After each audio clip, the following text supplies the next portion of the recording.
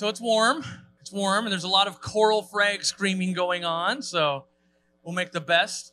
I didn't know I was giving this talk till about 5 days ago, so I'm going to do a Q&A. I could tell funny stories. I could tell heart-wrenching stories. It's whatever you guys want to hear, because if I just talk about Peru, one half of the room is going to love it. The other half of the room is going to be like, I'm bored, because a lot of you are a fish nerd, and then you're just the other person supporting the fish nerd. So I try to tell stuff that maybe everybody's going to enjoy. And so I'll work in some questions and stuff like that. I know a lot of you have driven far away to be here. You've flown in, and the warm welcome is too warm. We're all sweating. We're all going to be a little stinky going back to the hotel rooms tonight. And so, yeah, we have stuff to give away too, right? Yeah, we've got lots. So we've got lots of hats. The problem is you have to have a small head. Small to medium heads only on the hats. And so turns out everyone says, I need a small hat. And we sell like 25 of those for every billion big head people there are. And our inventory is way off, so we're giving lots of small hats. So if you have a small head, make sure you ask a great question, and we'll get you one of those. We also have some other shirts and other giveaways just to hand out. So we'll incentivize you to ask a question. But the first thing that you didn't know is there's an envelope under every chair. If you have a red envelope, you have to come up on stage. So go ahead and check. I'm just kidding. I just wanted to mortify like half of you. Yeah, everyone's going, please don't let me have the red envelope. Yeah, so it won't be that bad. All right, does anyone have a suggestion about what they want to hear or a question they want to ask? This person here has the first hand up and will set the tone of the rest of our lives. So it better be good. Thank you. What does your wife feel about the hobby, and is she involved at all? Yeah, so what does my wife feel about the hobby, and is she involved? Every once in a while, she wants to set up a fish tank, and she's so excited and all of that, and then she'll run into a problem, and then she's like, oh, well, I just need to ask Cory. And that's kind of a letdown to like admit, I better ask my husband, I'm being defeated.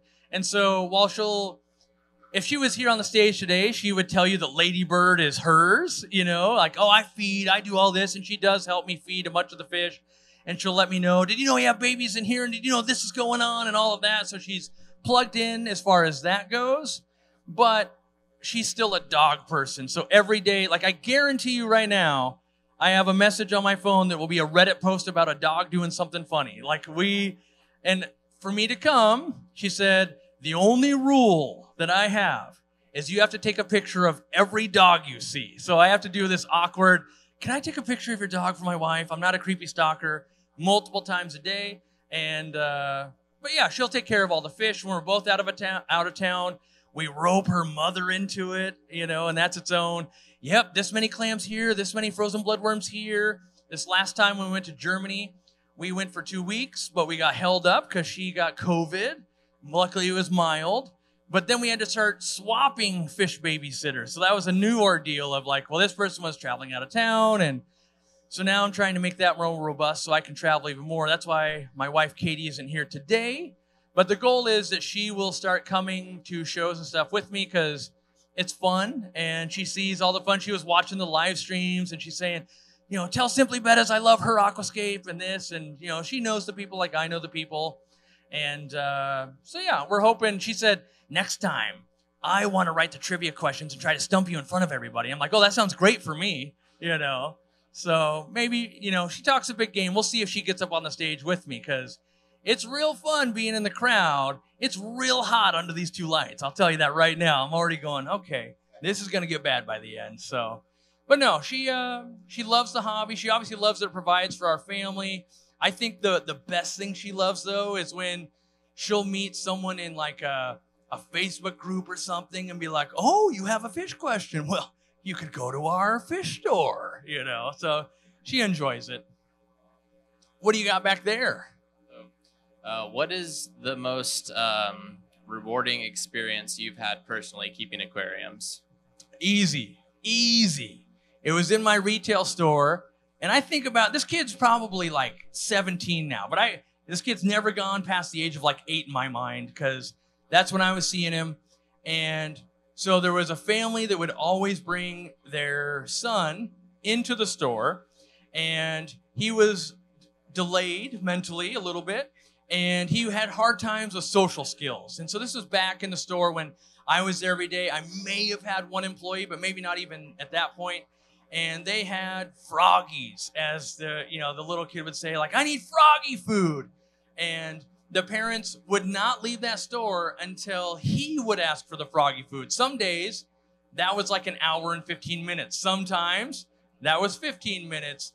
And what was great is over the couple of years, he got braver and braver and could order the froggy food. And then he was able to hand the money over and all of that. And so those experiences I really cherish in the retail store, because, I mean, it could happen at other stores, but I just don't see that happening at a PetSmart, a Best Buy, that kind of stuff. Like the time of like, sure, it can take an hour to check out. Why not? I'll be back and we'll see how little guy's doing in a little bit here, and I'll catch these fish. And they never spent much money. It was always $2.19 because that's how much froggy food cost. It was live blackworms. And that was the weekly ritual of like, yep, we're here for froggy food.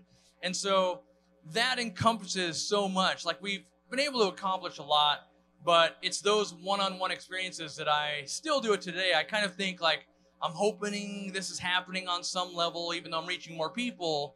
I know when you guys come and talk to me, like, my whole family's doing this, or you got me through this hard time, all of those, but it all rests in the memory of froggy food. So that's why it's easy, and I know that one. What is your opinion on feeding beef heart to fish? We're going to have to repeat that when the announcements are done. Oh, it turns out I'm on the stage. They're telling everybody right now. All right. What is your opinion on feeding beef heart to fish? The reason why I ask is I keep discus, and in the past I fed them beef heart. Also, I fed guppies some beef heart flakes, and I found the guppies would start fighting with each other, and the discus are a lot less aggressive when you don't feed them. I think they've done a lot better without feeding beef heart, and I was wondering your opinion. Yeah, so the question is, what do I think about feeding beef heart to fish? I've tried it, obviously. I've made my own. You know, you got to hunt kind of hard to find actual beef heart and make your own. But what I think, and maybe Dean would disagree with me, or someone else would disagree with me, but I've never found there to be a big difference in raising the fish and things like that. I think, sure, if you buy from a discus breeder that's been feeding beef heart for 72 generations, guess what? They're going to want to eat it. But when you test it on unknown fish, for the most part, they're like, yeah, it's food. But I kind of think it's everything in moderation. So in the wild, is there going to be a dead animal rotting? Yes, we see that. Will fish be picking at it? Plecos be eating on it? Yes. But it's not going to be like, hey, here's this kind of protein for you every single day. And in fact, all the things that we consider carnivores, we're not realizing how much plant matter, how much nuts and fruits are dropping into the water they're also eating.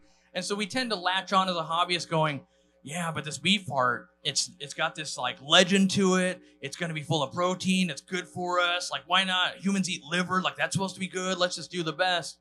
And I think, honestly, what happens is we latch on to that going, I'm now doing the best, instead of going, well, if you're actually attaining the best, you would go, okay, they eat a wide variety. And so that would be the key. And there's some very astute aquarists, and I don't say they're necessarily right, but they've gone down a path where they're big predator fish that are 2 feet long, dove-eye cichlids. They're also eating half-rotten mango and that kind of stuff. And the colors are more vibrant than you would normally see, because in the wild, you have to chase your food down. You have to find it. It's opportunistic. It's not like, well, here's your ounce of beef heart every single day to maximize growth. We see long-term a lot of fish dying that we don't know why. Maybe it was fatty livers and that kind of stuff. And, fish in general weren't meant to eat something that rich and full of protein every single day. And while it makes a beautiful fish, I don't know what's right. A longer life or a more beautiful fish, you guys will know what you're aiming for. And mostly I'm going for easy. And beef heart's not easy because, yeah, we'll sell it. You can buy it, but I'm usually trying for some nice dry foods and mixing live and frozen every once in a while, and not making my mother-in-law like, okay, now this one gets beef heart, this one's going to get brine shrimp, this one's going to get clams, this one's going to get this. I'm trying to go, already it takes a half an hour and lots of Post-it notes for them to feed. I'm trying to make it manageable. So I'll say this. For many years, I didn't even sell beef heart. We do sell it now, but we do not push it at all. We're like, if you want it, we got it. But I think there are better diets out there long-term for discus and some other fish. And if you're growing up show-worthy fish, that's a different strategy. Same with koi than it is just being a hobbyist, in my opinion. So, all right, can we see the sweat stains yet? It's getting hot up here. So it's like a live stream because I'm already sweating. So, all right, where's the microphone? Down on the floor. Do you ever consider doing saltwater fish? So I have done saltwater, and I think they're amazing, and there's lots of fun animals I want to try and breed, like Banggai cardinals and some seahorses, and I'm attracted to mandarin gobies, and I love all types of pods and everything, but from a business standpoint, it's kind of business suicide to go, yeah, I've built this great thing in freshwater. Let's ditch all of that and start going down another path. And my biggest fear, actually, is that people would think I'm chasing the money instead of trying to make the hobby better. So personally, I've done maintenance business for saltwater clients. I've kept a few saltwater tanks, corals and clownfish and things like that. But professionally, I did try that a few years ago, tried to partner up with some brands and said, hey, I don't want to sell anything saltwater, but I would love to help educate on saltwater in a small capacity. I never worked out any deals where it's like, hey, I want to send them all there and we want to get a discount for my fans and I get a little kickback. And so I think saltwater is fun, but it's too much work for me. And the biggest reason, I hate the feel of saltwater when it dries on my arms. So that's why I don't do it. When I worked at other stores, I'd have to maintenance the saltwater tanks and I just don't like being reminded every time. It's like, oh yeah, I did cut my hand and like, yep, it's in the saltwater and oh, I gotta, we got the bristleworm problem, and oh, the aptasia are back, and, I've got enough to do in freshwater, and new cooler stuff comes out in freshwater every year, just like saltwater, and I think if you're spending the same money, you can have a good time either way, so, yeah. Hey, Cory, so what's the best fish you have bred? What's the best fish that I bred? Let me think. What's the coolest fish that I've bred? I think it's Juraparis or Geophagus jurapari. It's a sand-sifting cichlid. Or as my wife calls them, the speckles fish, So I caught them in Peru, wild caught lately. So they're in Ladybird's tank. I'm hoping to breed them again. We've bred them in the shop with Murphy, and I've bred them before. And they're just cool because both parents will hold them in their mouth. And then when danger appears, they suck them back up. So it's kind of like what you see on National Geographic, and you get to see those big clouds of fry go in, then they'll spit them back out, and they'll take them into little feeding pits and all of that. So the behavior is really fun.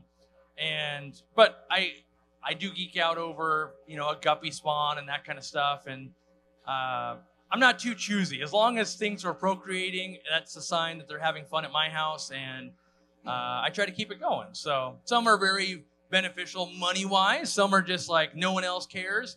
I'll be really excited when my Peepa toads, the ones that have the frogs hatch out of their back and it's super gross. I'll be excited for that to happen once or twice, and then I'll probably be grossed out and move them on to someone else. But, anytime I haven't done something, that's the next newest exciting one. So make sure we're offering swag to anyone that asks a question. I'm going to two more in the back, then I'll come up front so I can see the people right. front. I teach beginning band, and after seeing pictures of my fish tanks, my kids have been asking for a class pet.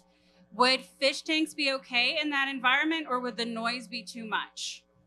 Well, there are programs like kids in the classroom, pets in the classroom. I think part of it is training, not just to beat on it the whole time. There's always going to be some of that, like in our pet store, it happens. Kids are just like, oh my gosh, big puffer. And over time, they get used to it. At the beginning, 1 hour to buy the raffle tickets, everybody. 1 hour. Waiting. All right.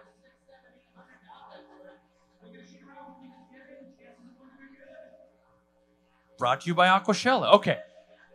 So at first, when we got Murphy and he's a little guy and he just hides all the whole time, and if someone beats on the tank early, he would hide. Now he's pretty much slapping everybody else going, I'm going to throw my face against you till you feed me. So they do get used to it. But I've worked with a lot of preschools and schools, especially when I was doing maintenance accounts. And the amount of teaching you can do is really cool when the fish are having babies. Well, the best program I ever saw was a co-op preschool, and each week the job changed. So one person would be feeding the whole week, one person would be testing the water the whole week, one person would be helping change the water the whole week. And as they went through these jobs, they learned kind of a lot about nature, and we got to trim the plant, and we have babies. And so I think it's very educational. And in general, smaller fish are used to running. If you got a bunch of tetras, they're running from the big fish that's about to eat them anyway, whether that's a 2-year-old kid or an adult, doesn't really matter. They're used to running. It's those big fish that are used to being the predators that aren't used to having something come back at them. So if you stick with small fish, I find that works pretty well. And the more we get into the hobby and the more they understand, the better.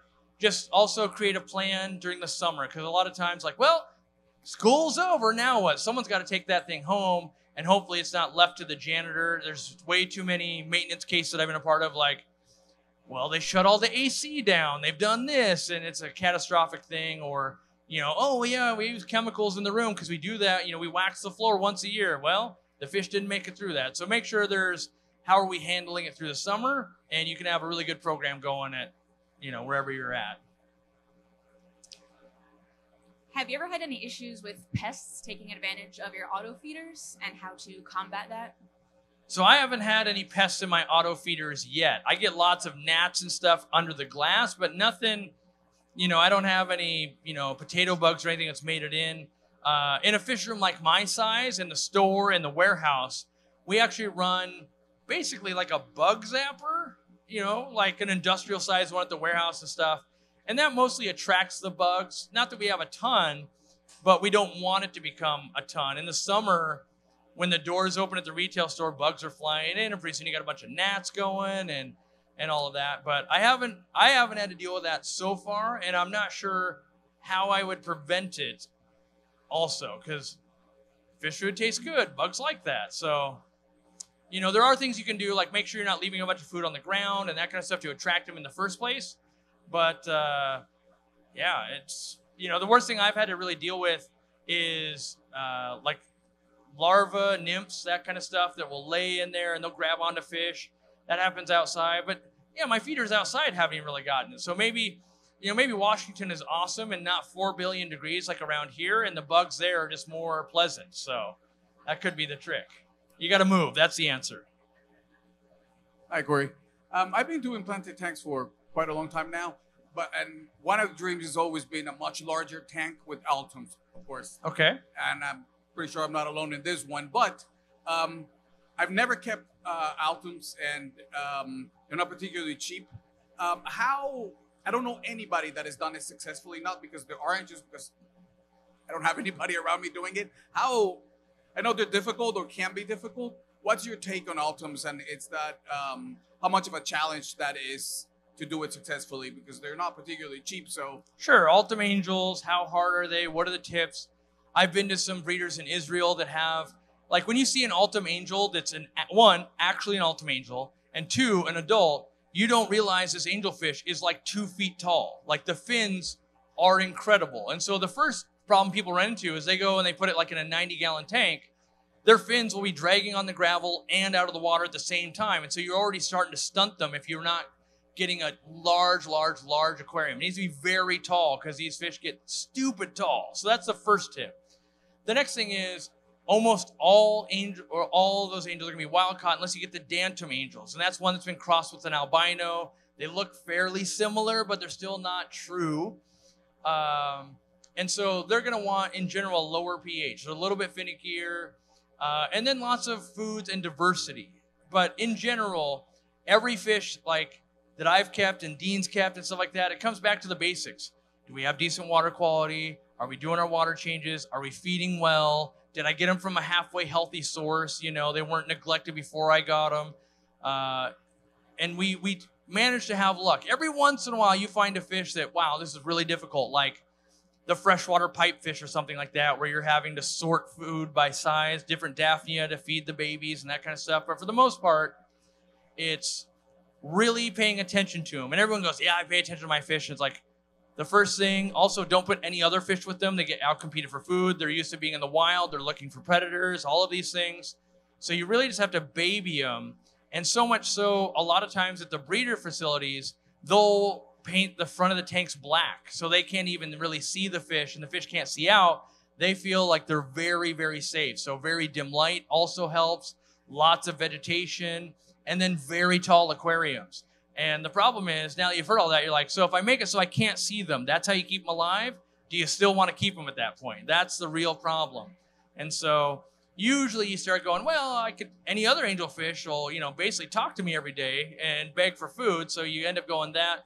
Same with stores. They don't sell well in stores because they're always hiding, trying not to die. There's too much light in there. There's a kid tapping on the tank and all of that. So they're expensive, and true Ultims are very rarely captive bred, and so much so that when they are, they're met with a lot of skepticism of like, but are they? Have I seen your facility?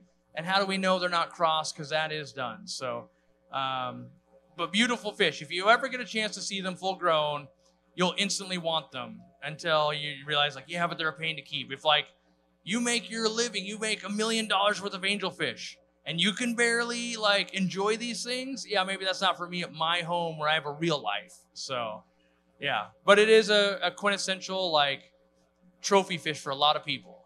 So. Hi, Cory. I have a 20-gallon high aquarium. I live in San Antonio, so we have really hard water, and I'm having some problems with my guppies. They're real thin. They're not gaining any weight. I've tried Pericleans and Expel. I'm feeding them some nano food and also some live brine shrimp. In fact, when I was feeding the live brine shrimp, I'd get a hydra started. What else can I do to...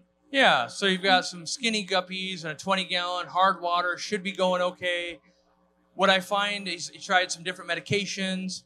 What I find is usually we're missing one of the steps. Like one of the things that most people don't know, when you use something to deworm fish, let's say they have an internal tapeworm, they don't know that when you use that med, it only treats the active tapeworms, not all the eggs that have been laid. So you need to actually follow up a week or two later, once those have hatched out, to get the next round. So if you just treat them once, going, I treated them once, didn't do it.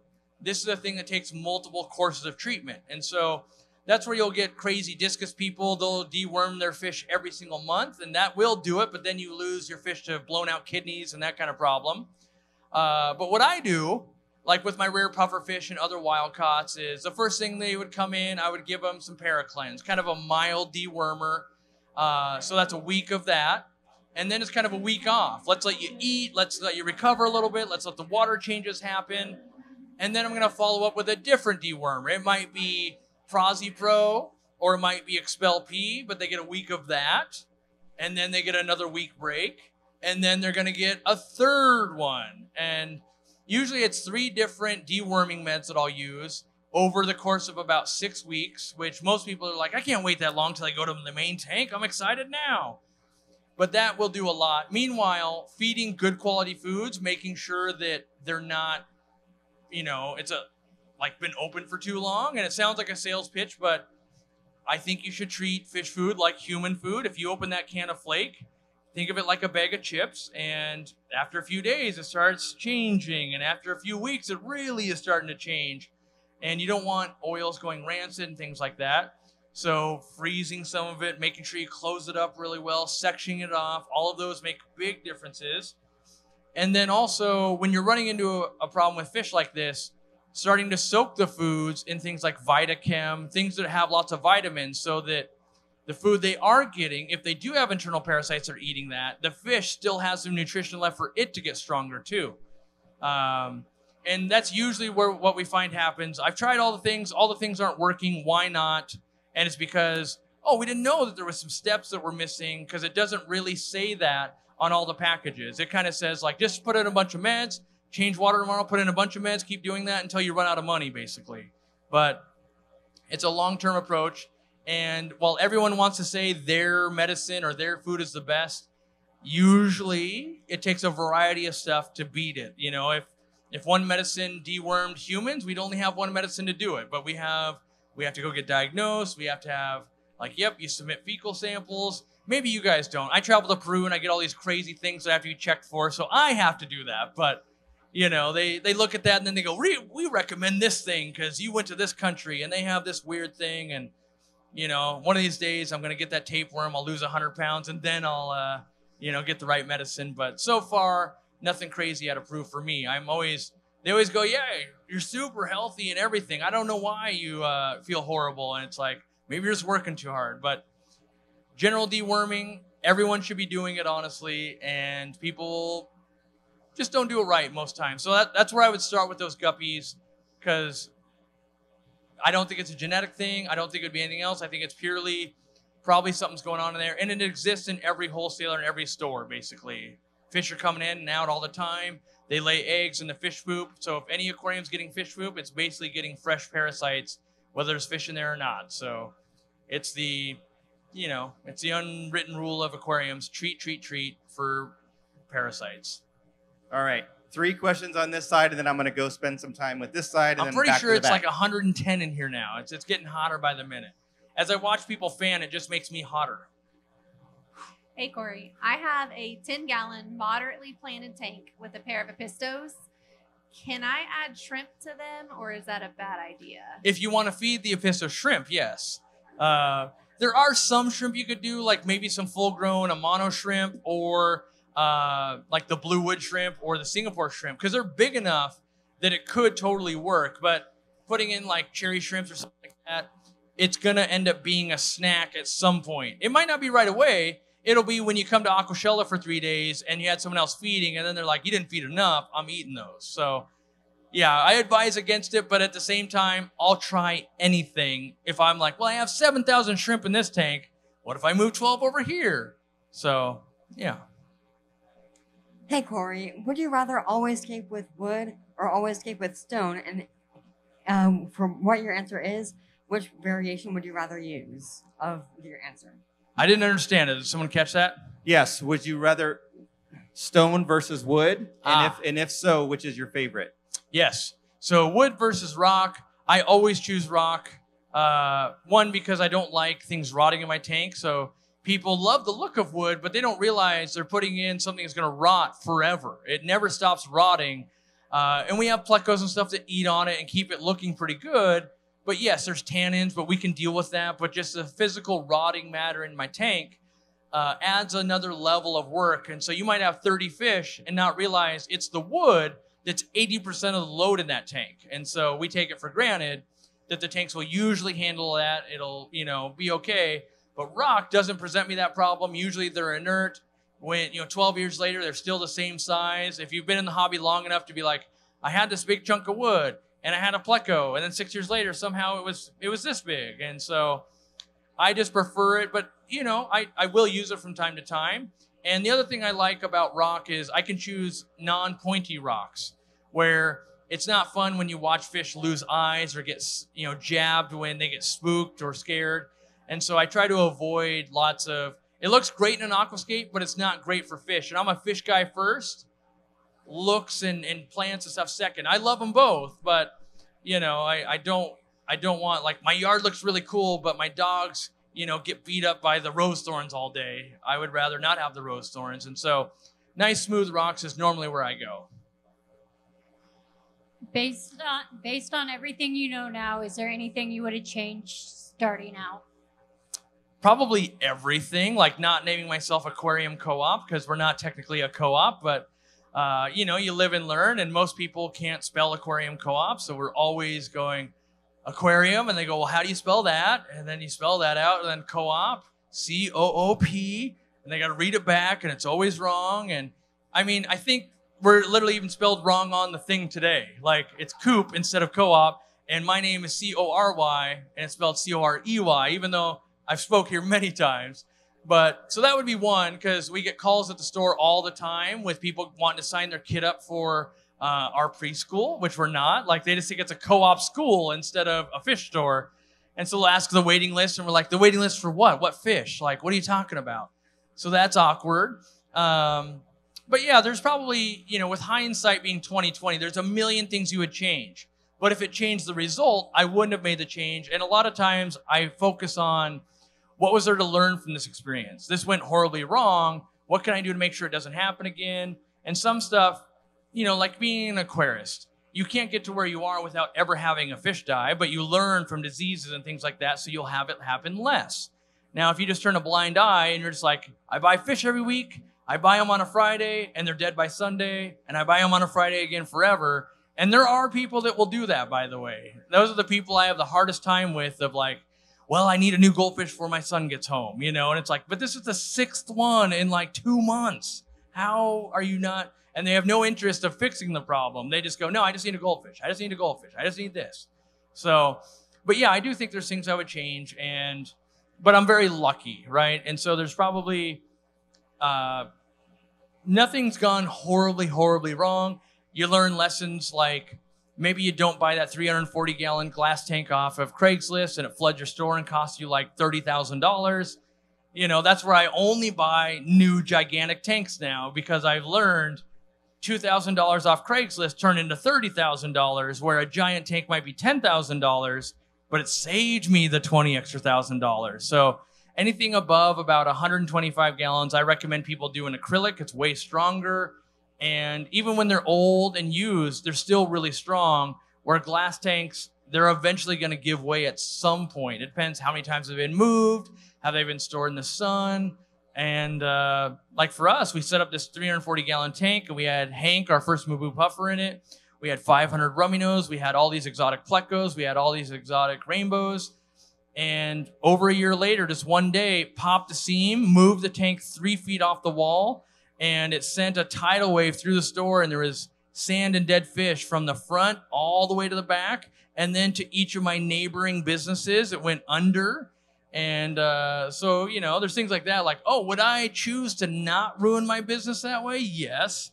We almost went out of business from that. We had less than $2,000 in the bank account. We still had payroll and stuff. We only had 2 employees, but that was the closest we ever came to going out of business. And it, you know, it meant I didn't pay myself. And it was really close to not making rent and other stuff. And luckily, we stumbled through that and learned that valuable lesson. But would I change it? If I didn't fear big tanks, maybe my 800-gallon would be blowing loose right now or something. So, you know, I think it's a valuable lesson to learn some of this stuff. Hey, Cory. I have a 55-gallon tetra community tank that I've been wanting to rescape for weeks and weeks now.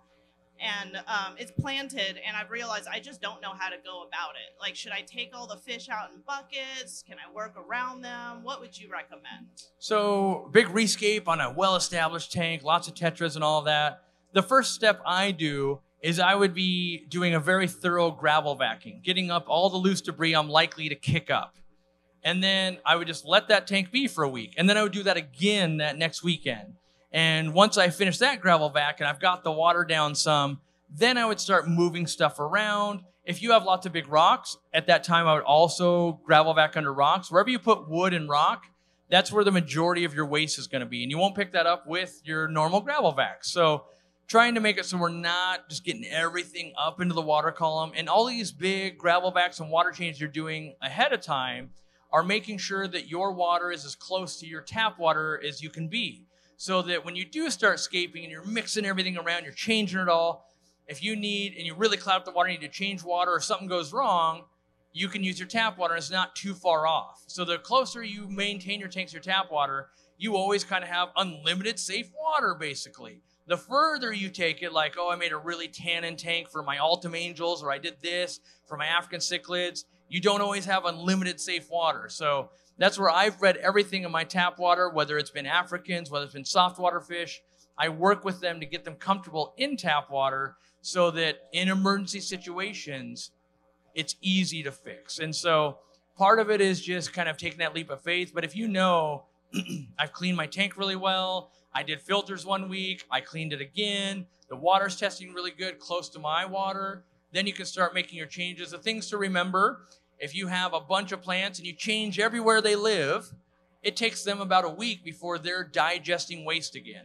So right now, they might be 50% of all your filtration that's going to kind of go away on vacation for a week, and then it'll come back. But if you just keep feeding the same amount, you might find ammonia levels are climbing up and things like that. So cut the food back. Maybe you're feeding every other day. You're keeping an eye on it. If something did spike, you could change the water. But mostly just go and do it. Like, we get paralyzed by fear a lot, and you see one person do a thing and like, oh, I don't want to do that because I saw someone have horrible luck. And the only way we know how to do anything in this hobby is someone before us has tried it and worked out or not. So give it a try. Have some fun. Hi, Cory. What's been your favorite trip so far between you and Dean? Between Dean and I, our favorite trip. Well, it's got to be, I think, one for Peru. And I think it's the one where we were in the van. If you guys have been watching long enough and you're watching us sing like Katy Perry in the van and stuff, we were having a really good time kind of bonding. It was like this heat with 300% more humidity and covered in mud. Trip after trip after trip in this van that was already muddy. But it was good times. We found really exotic fish, and we got to go back to the house, I guess, in Peru, where the floors were red wax. So your socks would be stained red, and you'd have it was a culture shock. And I think that was the first trip I ever went to Peru, and we just had a fun. It was actually the trip where I convinced Dean he should start an Instagram and stuff like that, because he was taking pictures. I'm like, what do you do with it? He's like, I don't know, it's a stick bug. And I was like, well, you could be an influencer. And so Dean, obviously being kind of funny and charismatic, and now he's a part of a lot of what we do, but back in the day, he was just a hobbyist like you guys that I was lucky enough to have my local club. So I think that trip, one, we bonded a lot, but two, that van trip is just really fun. I've never gotten to do it again, and we keep trying to do it again, but we can't seem to pull it off. But that's our favorite trip together. But there's a lot of places I want to take Dean. Like, I really want to take Dean to Israel, where they had all the crazy breeding facilities, because that's where the black ram originated. He could talk to those people. He could just nerd out on another level. But again, in the desert there, it was 120. I remember my eyeballs burning because the wind. It was, people ask, is it the sand? Like, no, it's like opening a convection oven, except it doesn't go away. You're just, oh my gosh, it's a drying, and it's rough. And even the locals are like, we pulled up in a car, and there's this like super canyon, and it's like, everyone takes a picture here, but you've got 2 minutes. And I'm like, why 2 minutes? It's like, your body tissue is going to start to heat up so much that once you get back in the car, you won't stop sweating. And it's true. It was so hot that your body tissue and temperature rises so much that it can be lethal. And so we were timed on how long we could run out, take some pictures, and get back in the car. And that's where the eyes were burning and stuff. And they weren't joking. So I want to put Dean through that torture, basically, Yeah. Hello. So from a store owner's point of view, what is the most underappreciated fish from, again, your point of view with the customers? Most underappreciated fish from the store owner point of view, I think it's everything that when we try to sell it, people go, well, I don't want that. It's common, right? And I always usually have to start the spiel. I'm like, oh, now you've done it. You triggered me. And I have to go like, okay, but why do you think they're common, right? And you kind of get to play like, oh, because maybe they're colorful. Oh, are they maybe easy to keep? Oh, are they cheap? You start rattling and so what quality are you looking for in a fish? And like, okay, well, yeah, I'm looking for those things. It's like, okay, so can we get past that it's just a guppy or just a platy? Like, why can't you buy what you're attracted to? A lot of people will be like, well, what do you think is the coolest? I'm going to buy that. And it's like, you don't really go and adopt a dog and be like, what dog do you like? So I'll get that one. You try to have a connection with it. And we try to make that happen of what are you drawn to? And we make it as easy as we can. People want to set up a fish tank. Like, just, they're going about it all wrong. Just tell me what to put in there. And I'm like, but the hobby is about you figuring out what you want to put in there. That's what the hobby is. And most times we get through to people, and sometimes they just will remain, I just want to shark people forever. Where's your sharks? I want sharks. And no matter what we do, they're going to go home with probably some roseline sharks or some Siamese alligators that look shark-like. But most people come around and go, okay, I see your point. It's like, I can sell you something that's really hard to take care of, is brown, costs a lot of money, or we can get what you want. And that's going to be bright and colorful. And a lot of times happens with planet tanks too. Well, I need a CO2 system. I need highlight. I need all this. I need a tank just like that. Oh, you mean where we're not running CO2, we're not doing anything? Oh, yes. And so we end up trying to talk people out of spending ridiculous amounts of money because they assume it's a pay-to-play sport. And it is in some facets, but most people don't realize that neon tetras are beautiful. They're common. You see a group of 1,000 of them, they're going to blow your mind. In previous Aquashellas, they've had a circular tank with 1,000 neons, and it went viral across the world. Like, they're common, and they're cheap, and they're pretty because everybody loves them. You shouldn't say, well, I don't want to like that. That's the cool band right now. I liked them before they were cool. Like, I still will like them, and I encourage everyone to figure out what you like. It's not cool to be a guppy guy. It's kind of cool to be a puffer guy, but to be a guppy guy like me, it's not very cool, or at least it wasn't, and it kind of still isn't. So, maybe keep that on the down low. But you can tell me you like guppies because I love guppies, and yeah. So that's what I run into in the store. What advice do you have for those of us that want to be supportive of our enthusiasts but might not be really enthusiastic ourselves? I mean, like the fish, but what advice do you have for people that are family members? What to expect in the long term for something like this? So how to basically stay connected to that hobby and everything? Is that? Yeah. So I think the big problem we run into as hobbyists is we fall in head over heels for fish. And we really fall in love with it, and we fall in love with other stuff in our lives too. But most things in the world are seasonal. Sports, that kind of stuff, even school, things at work. And so there's a beginning and there's an end. But with this activity, there's kind of no end. You can just keep going harder and faster and harder and more tanks. And pretty soon you're 120 tanks into it, and you forgot that you haven't seen the tank in Fish 1 in 4 weeks, right? So I think part of it is knowing to build yourself some breather room. Like, yeah, I kind of take the summer off, and then when it's winter, cold and crappy outside, I aquascape a little more, or I breed a little fish, or whatever it is. Don't be sad to tear some stuff down. Dean and I do that all the time, knowing, aren't you just going to set that back up in a few months? Yeah, probably, but it'll be fun to set it up again. And I think that's where people go wrong is, if I have one tank and it's fun, it's got to be more fun to have 10. And if I'm enjoying 10, it's got to be more fun to have 100. And they forget that some of the best moments that I have ever had is laying on the floor looking at a fish tank because I've got 17 fish tanks. But look at the thing doing a thing. I haven't seen that before. And the more tanks you get, the more you kind of lose that. And there's still an unlimited timeline for most of us. Even if we're 50, it's like you got a lot of years to play with a lot more species of fish. It'll come back to the fish store. You don't have to set up another tank if you don't want. And don't be afraid, though, to slim down. I've been at 100 tanks. I've been at 1 tank. I've been at no tanks while moving, back to 50, back to 20. And it's where are you at in life? Maybe you just had a kid. Maybe you just went back to school. Maybe you just got a new job. And I got to work at the new job. But then in a year or two, I can go back to having a full fish room. But a lot of times people don't want to get rid of stuff. They don't want to admit defeat. All of these things that end up ruining the hobby.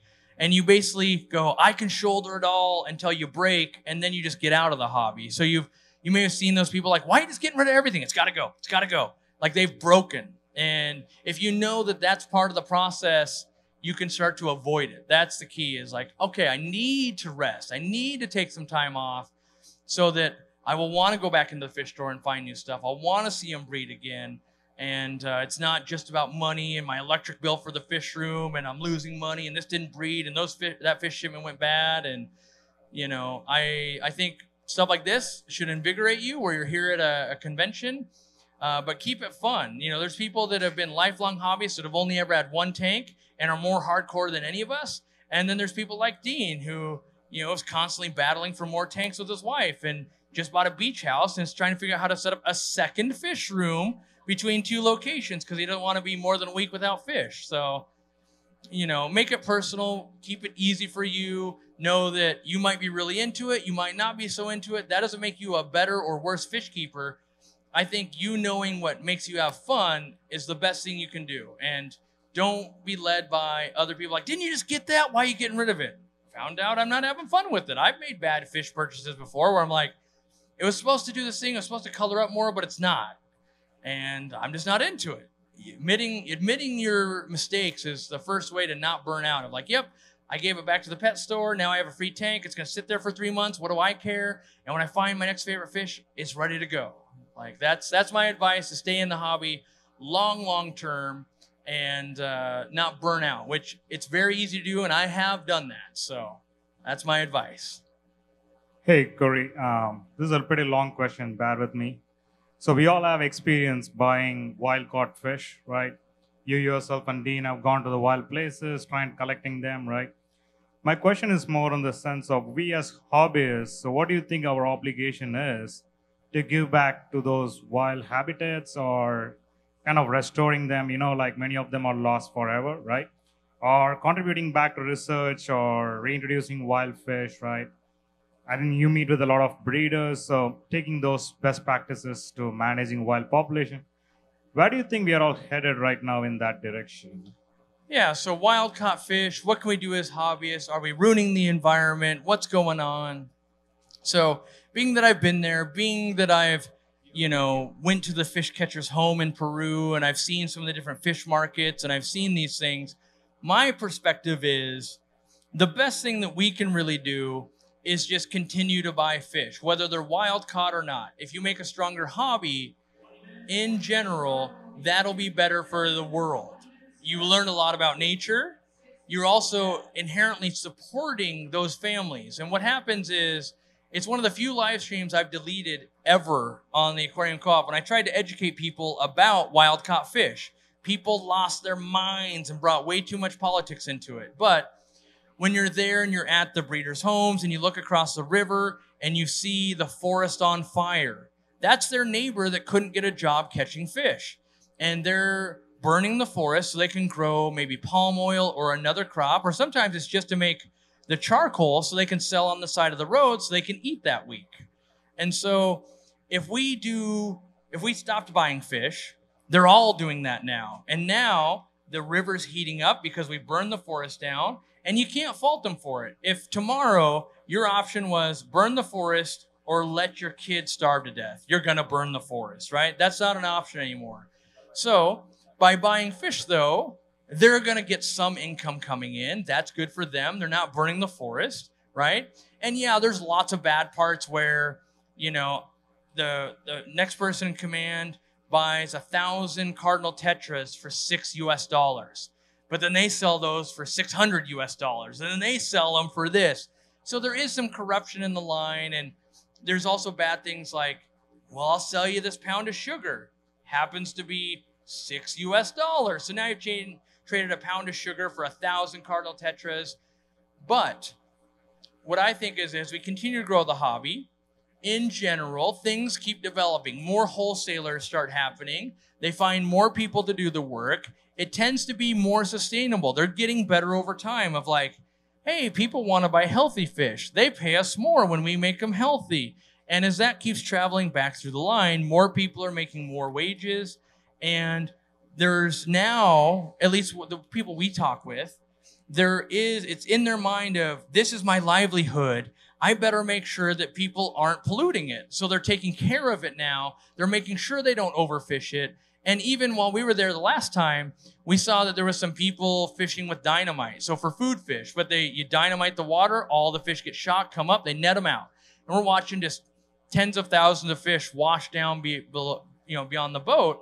But even the communities are like, we're going to find who that is. That's bad for our environment. So the fact that we're even participating in the hobby on a long enough plane will do good things if we're making sure we're making any reasonable attempt. And I don't think the average hobbyist can do a whole lot. You could buy a tank that's going to support Project Piaba or something like that. You could go on an MT Amazon expedition. You could do some of these things, but that's going to be 6 out of 1,000 people in this room, and it's not really going to make the impact. So part of it is just knowing that you guys will want healthy fish. The best way for a store owner like me to get healthy fish is to buy from a wholesaler that's hopefully going to get healthy fish, that's going to buy from someone on the other side that is trying harder to keep healthy fish. Like, that's where it goes. So spending money, demanding quality, that's about all we can do.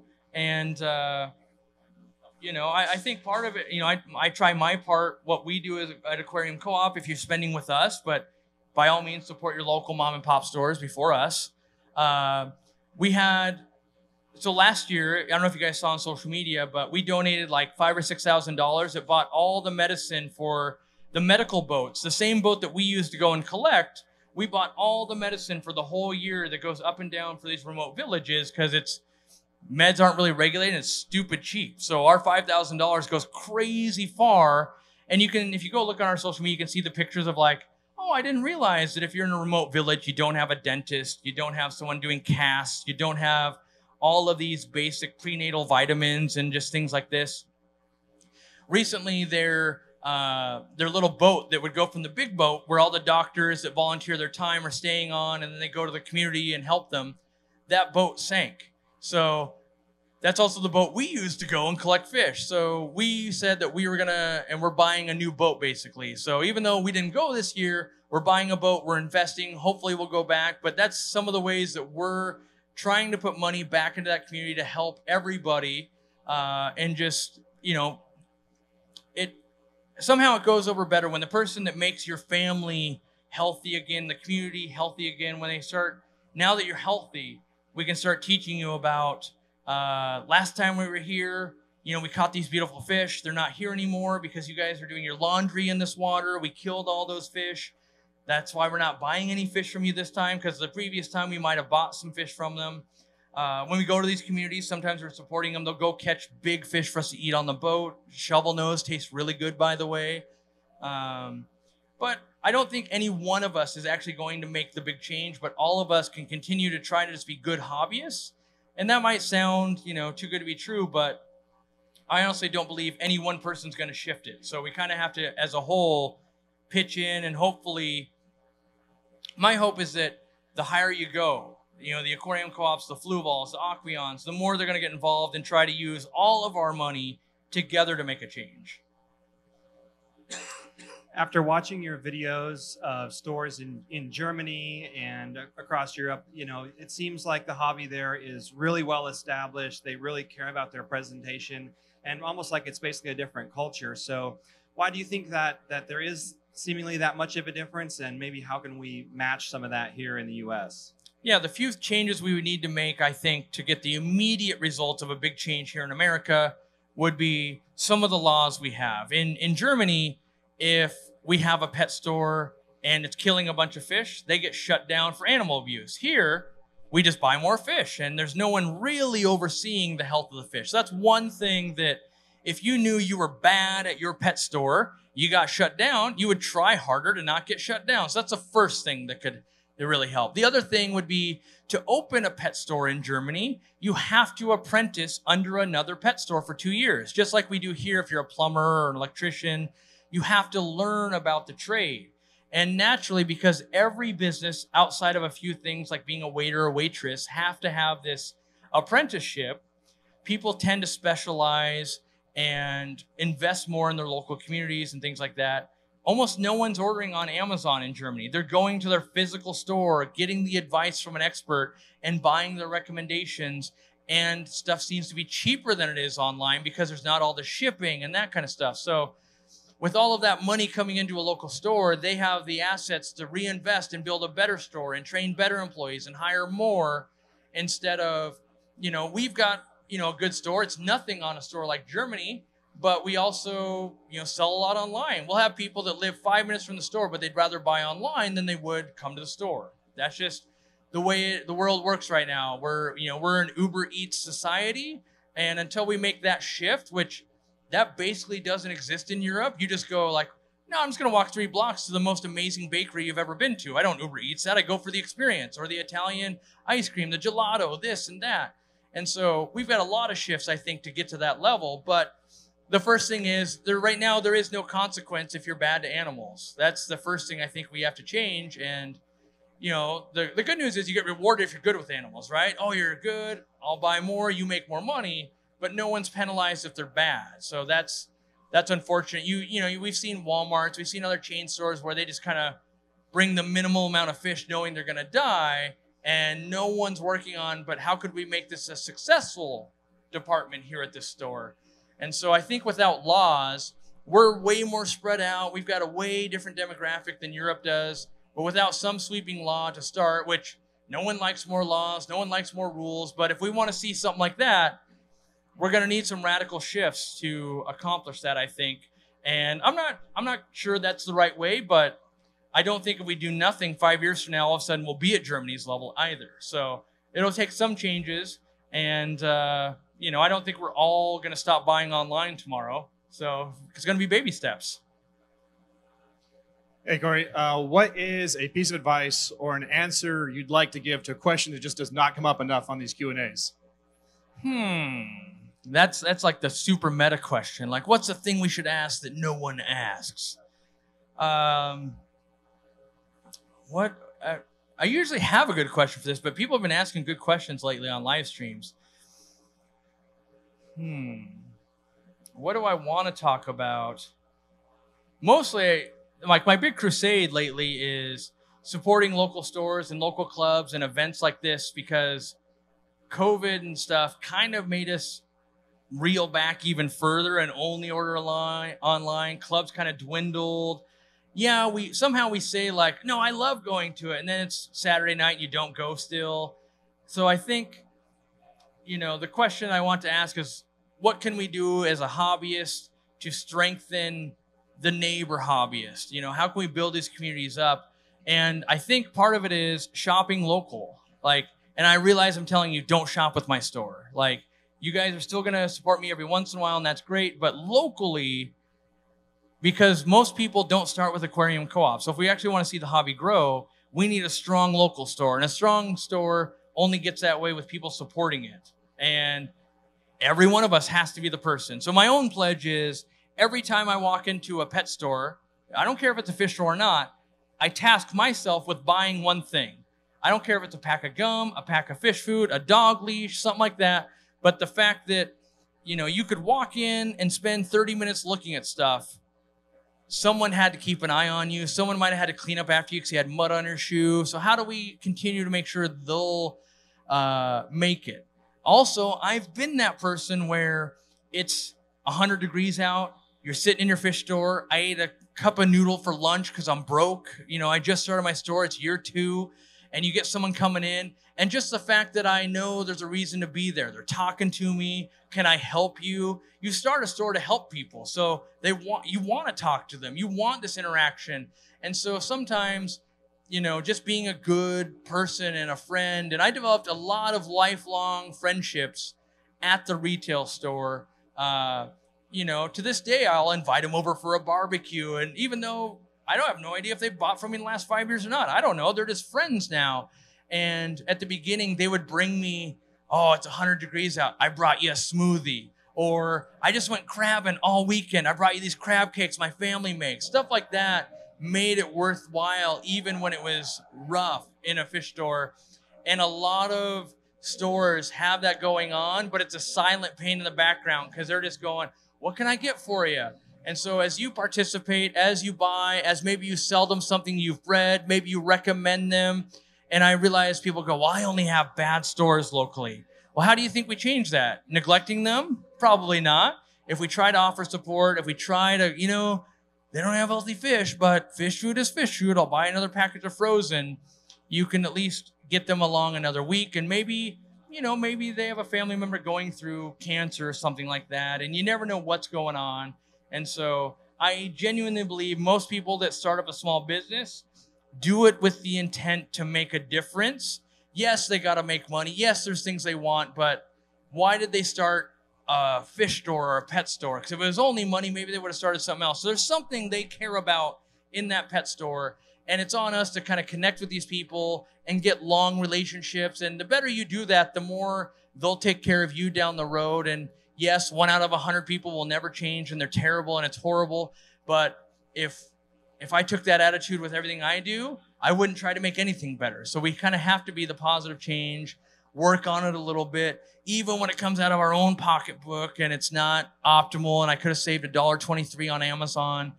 But someday when you need that heater because it just broke, or that medicine or something, and they've got it, you'll be thankful for it. And I always try to think, maybe that store is going to have the Froggy experience for the next person. The family's using it for more.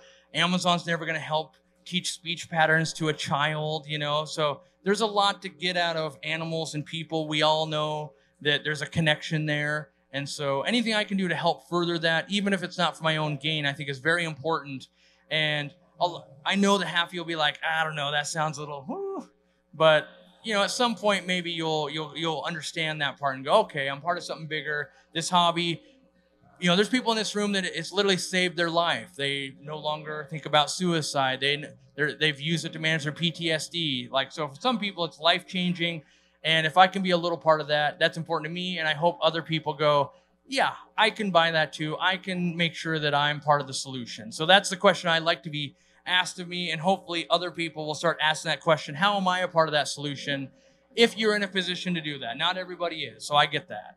All right, last question.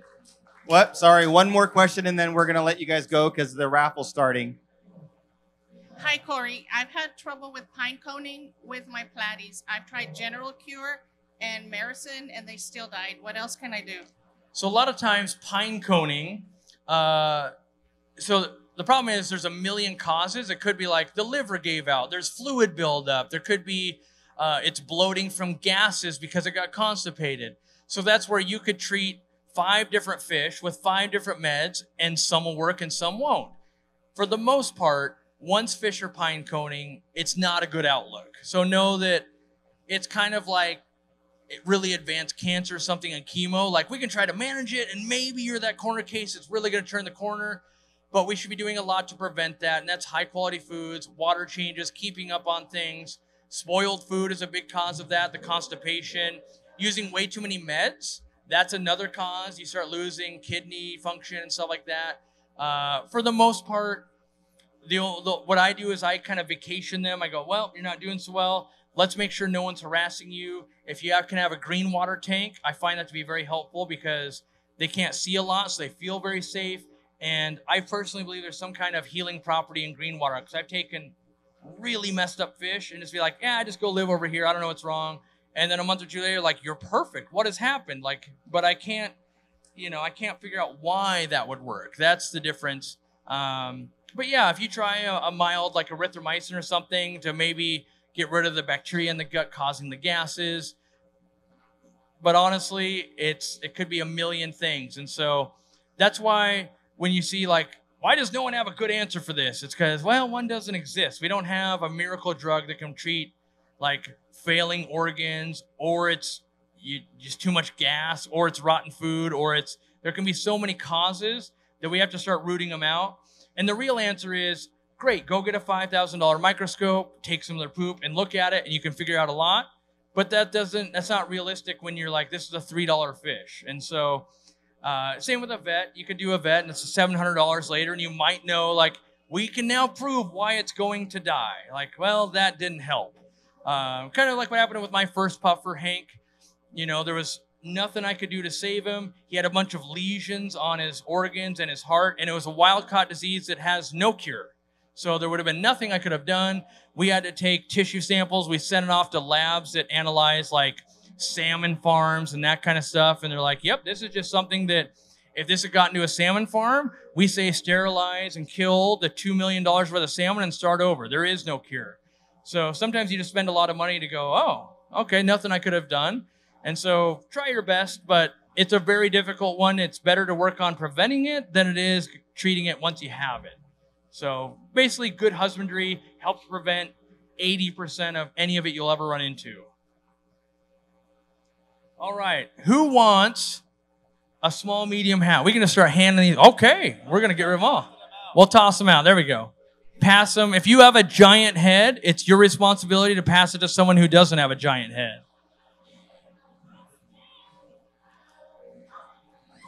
I've always wanted to do this. Yeah.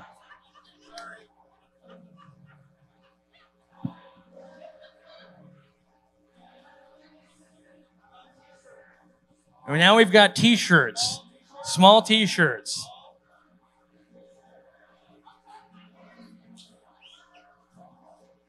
To the right side, don't neglect the right.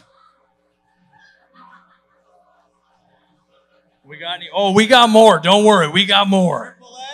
Triple X. There we go. That's the hot one. 5X. There we go. Yeah, there we go. Right in the front. More hats coming up. Now we really won't need to carry small hats because everyone will have one. Making it rain Aquarium Co-op hats.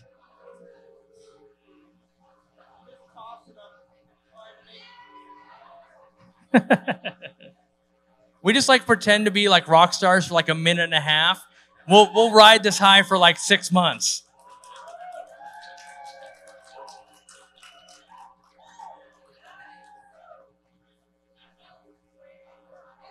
Nice and patient. There we go.